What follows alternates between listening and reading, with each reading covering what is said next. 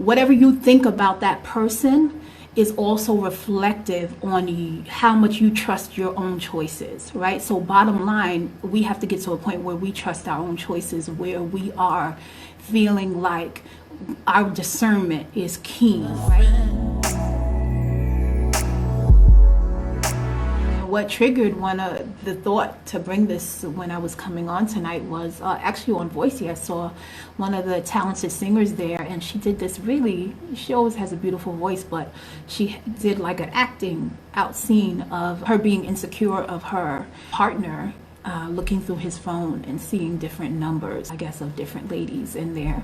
And she titled it Insecure. And I was just thinking, wow, how often that happens in relationships, and how can we deal with insecurity, and how do we beat that? I don't ever do that. I always say I don't think there is, and you guys can let me know your thoughts on it, if you ever feel like there is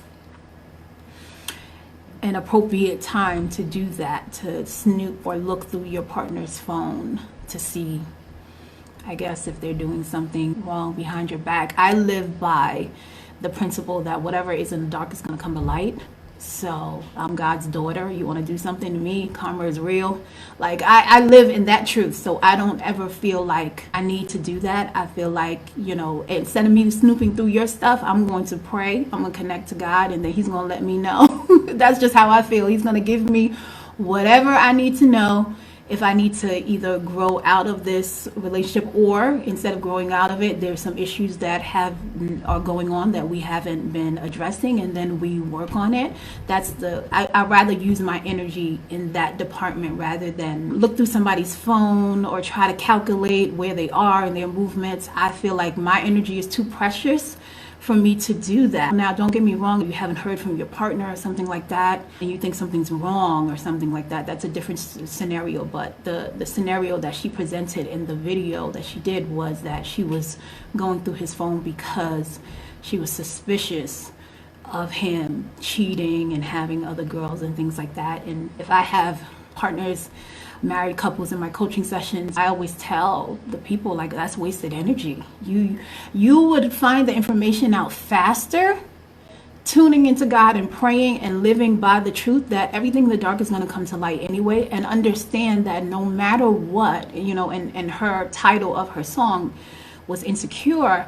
And I was just thinking that, I always say you can never detach the fact that you've decided to spend time or engage with a person from the fact that it is a choice that you've made, right? So whatever you think about that person is also reflective on how much you trust your own choices, right? So bottom line, we have to get to a point where we trust our own choices, where we are feeling like our discernment is keen, right? And don't get me wrong, some people do put on and certain things will come out, but we have to believe and understand that your time and your energy is precious. So to kind of, it's just, to me, it's a wasted energy. It's wasted energy for me. I would rather sit with myself. I would rather sit in stillness. I'd rather have conversations and prayer with God, so that I can ask him to sharpen my discernment, so that I can be able to see, because I do believe, again, going back to what we were talking about before, that sometimes it's so pervasively sold to us that we can't win at relationships, that relationships are super hard, just in a way where you feel like you just are almost set up to fail. In my own experience, certain experiences in life, like I always use the example of when I was pregnant with my first daughter, and so many women came up to me, and don't get me wrong, I don't think they did this in a malicious way at all. It was just, they were telling me their experience. And so I found out I was pregnant, told everybody after the 3-month stage, and everything was okay. And they were like, are you ready to have, backaches? Are you ready for your nose to spread? Are you ready to just be so tired? They were just going on and on and on and on, telling me all of these things. And like I said, they didn't mean any harm, but I knew that even though I'm listening to them and this could be like just, a casual conversation, I knew if I took on their mentality that I was going to have the most awful experience in my pregnancy. And so because of that, I heard what they said, but I didn't really take it in, because that was not going to be my reality.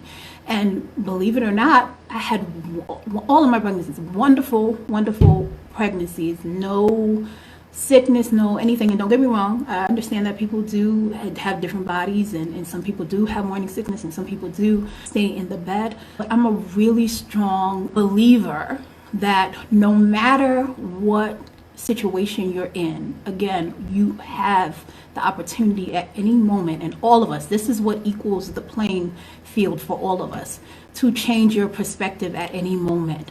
And there is power in that. That is the power. That is the equal playing field that we all have here, even though we're living lives, our lives are different, our situations are different.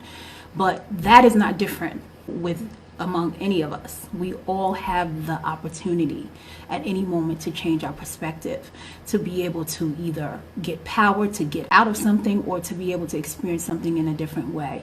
And so for me, that was my power. I was like, I'm not taking that on. I want to experience this in the most optimal way that God wants me to experience it. And oftentimes in those areas of life that we believe to be natural and things like that, sometimes we won't even take it to God in prayer. We won't necessarily feel that we need to do that because it's such a normative part of life. But I've learned to just take everything to God in prayer.